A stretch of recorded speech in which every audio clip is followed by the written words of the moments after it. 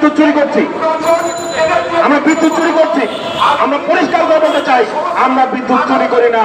একটা পরিবহনের পণ্য আনানো আসা থেকে আবার খরচাই হবে। তাহলে আমরা কেন সেই কাজটা করবো না? তাহলে জিনিসপত্রের দাম আজকে বগুড়া থেকে আলু আসছে, যখন ফসল আসছে, সেই জিনিসের দাম থেকে অটোমেটিকলি কমে যাবে। আমি আপনাদের কথাটা বলছি যে এই বাহন হচ্ছে অত্যন্ত নিরাপদ, এই বাহন হচ্ছে সাশ্রয়ী, এই বাহন হচ্ছে পরিবেশ বান্ধব। ফলে এটাকে আমাদের নীতিমালার মধ্যে আনতে হবে। আপনারা জানেন 2 টনের একটা এসি আজকে 8 ঘন্টা চললে তার 19 ইউনিট বিদ্যুৎ লাগে। আর আমার ওই 19 ইউনিট বিদ্যুৎ দিয়ে আমার 5টা গাড়ি চলতে পারে। 5টা গাড়ি মানে হচ্ছে 5টা পরিবার। 5টা পরিবার মানে সেখানে 5, 6, 30টা মানুষের মধ্যে আহার। তাহলে আজকে আপনি ওই 2 টনের একটা এসি চালাবেন, সেটা আমাদের জন্য বেশি প্রয়োজনীয় নাকি আমার এই গাড়িগুলোকে ব্যবহার করবেন সেটা বেশি প্রয়োজনীয়? বন্ধুগণ, আমাদেরকে বলা হয় আমরা বিদ্যুৎ চুরি করি। আমাদের 11টা থেকে 12টা আমাদের অবস্থান কর্মসূচি, আমরা 11টা 10-এ শুরু করেছি, তাহলে আমরা 12টা 10-এ আমরা শেষ করবো। প্রিয় বন্ধুগণ, আমাদেরকে বলা হয় আমরা বিদ্যুৎ চুরি করছি, আমরা বিদ্যুৎ চুরি করছি। আমরা পরিষ্কার করে বলতে চাই, আমরা বিদ্যুৎ চুরি করি না। বিদ্যুৎ যারা চুরি করে, বিদ্যুতে যারা কারসাজি করে তার দেশ ছেড়ে পালিয়েছে এবং আরো অনেকে আছে। আমরা বলতে চাই, আমরা 25 টাকা পার ইউনিট বিদ্যুৎ আমরা কিনি। আপনার খরচ দিয়ে রাখেন, আমাদের রিক্সা যারা আমরা চার্জ দিই 25 টাকা আমাদের খরচ হয়।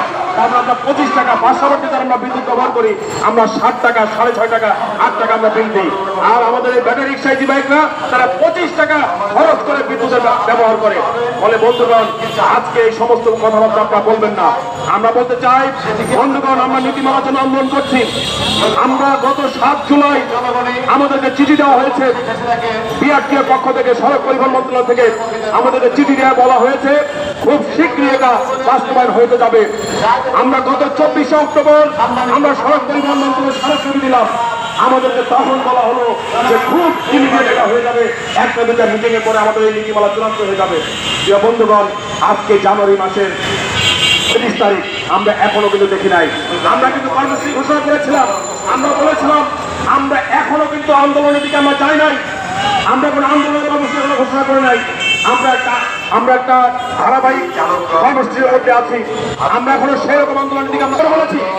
আমরা সংগ্রাম পরিষদের পক্ষ থেকে বলেছি যে আমাদের কি হলো সমাজজাতীয় সুস্থ ব্যবস্থাপনা নীতিমালা 2024, আমরা বলেছি এই নীতিমালা 2024 অনতি বিলম্বে সেই নীতিমালাকে আমরা বলেছি চূড়ান্ত করেন, চূড়ান্ত করে গেজেট করে আমাদেরকে অবশ্যই গাড়িগুলোকে নিবন্ধনের মধ্যে আনেন, লাইসেন্সের মধ্যে আনেন এবং আমাদের রুট পারমিট প্রদান করেন। আমরা বলেছি প্রতিটি রাস্তায়, সড়ক মহাসড়কে সেখানে বাইলেন সার্ভিস রোড আপনারা নির্মাণ করেন। আমরা প্রধান সড়কে উঠতে চাই না, আপনারা বাইলেন এবং সার্ভিস রোড নির্মাণ করেন। আর কথায় কথায় আপনারা যানজটের কথা বলেন। আমরা বলতে চাই ঢাকা শহরে 76 ভাগ রাস্তা দখল করে রাখে প্রাইভেট কার, মাইক্রোবাস, তার মাত্র যাত্রী বহন করে মাত্র 6 জন। আর আমার রিক্সা, ব্যাটারি রিক্সা বাইক তারা ঢাকা শহরে 60 ভাগ যাত্রী বহন করে। আজকে যাকে আপনি বলছেন কি কথা? ফলে বন্ধুগণ, আজকে এই সমস্ত ভুল তথ্য দিয়ে জনগণকে বিভ্রান্ত করবেন না। আমরা পরিষ্কার করে বলতে চাই, আমরা সংগ্রাম পরিষদ আন্দোলন করছি। আমরা বলেছি যে আজকে আমাদের জন্য যদি আপনারা নীতিমালা প্রয়োগ করেন, আপনারা যদি রুট পারমিট দেন, আপনাদের লাইসেন্স দেন, আমরা বলেছি আপনি একবারে 5 থেকে 10,000 কোটি টাকা আপনার রাজস্ব চলে আসবে। তবে আমরা সেই দাবিতে আন্দোলন করছি। আমরা বলেছি আমাদের চালকদেরকে প্রশিক্ষণ দিতে হবে। আমাদের চালকদেরকে প্রশিক্ষণ দিবেন, শৃঙ্খলার মধ্যে আসবে। সড়কে বাইপাস নির্মাণ করবেন, শৃঙ্খলার মধ্যে আসবেন। আমরা বলেছি যে আমাদের আজকে যে শ্রমিক, আপনারা জানেন ইতিমধ্যে 250 জনের উপর আমাদের শ্রমিক মারা গিয়েছে ব্যাটারি ছিনতাইকারীর হাতে। আমরা বলেছি এই ব্যাটারি ছিনতাইকারীকে গ্রেফতার করতে হবে। আমরা বলেছি আমাদের সকল শ্রমিকদেরকে রেশনের আওতায় আনতে হবে। তাদেরকে আমরা বলেছি বিনামূল্যে চিকিৎসা ব্যবস্থা করতে হবে এবং তাদের রেশনের ব্যবস্থা করতে হবে, পেনশনের ব্যবস্থা করতে হবে। এই 8 দফা দাবিতে আমরা আন্দোলন করছি। আমরা পরিষ্কার করে বলতে চাই, আমরা 8 দফা নিয়ে আন্দোলন করছি এবং সেই আন্দোলনে আমরা কর্মসূচি ঘোষণা করেছিলাম।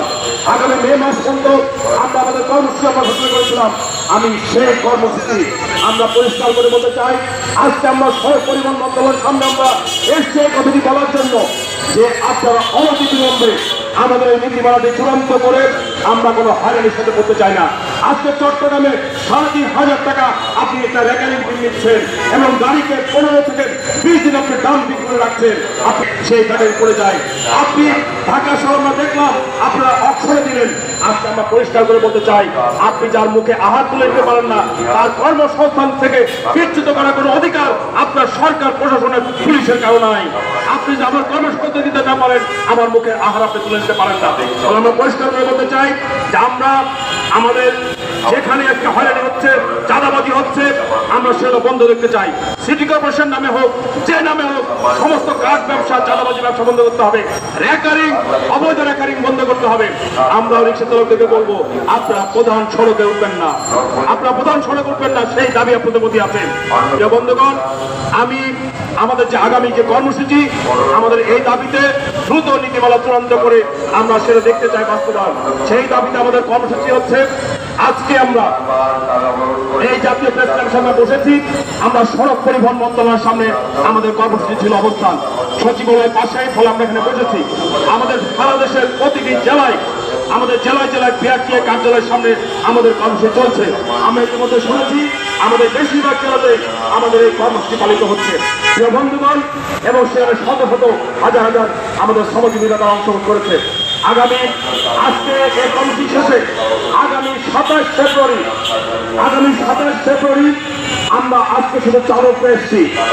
আগামী 27 ফেব্রুয়ারি আমরা এই জাতীয় প্রেস ক্লাবের সামনে ঢাকায় আমরা এখানে রাজপথে আমাদের সমস্ত পরিবার পরিজন, সন্তান সন্ততিদের নিয়ে আমরা এখানে অবস্থান করব।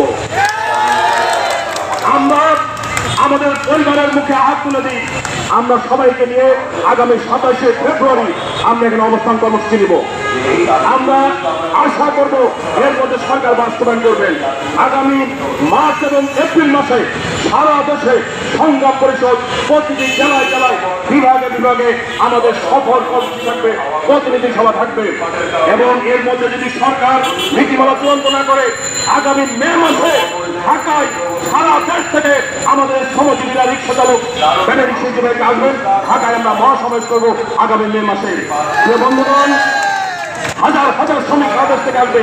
আমরা পরিষ্কার করে বলতে চাই, আপনারা এর মধ্যে আমরা আশা করব আমাদের সংগ্রাম পরিষদের যে প্রস্তাব আছে, আমাদের যে 8 দফা দাবি আছে, সেই নীতিমালা আপনারা চূড়ান্ত করবেন, আমাদের লাইসেন্স দিবেন, আমরা বৈধভাবে রাস্তা চলতে চাই।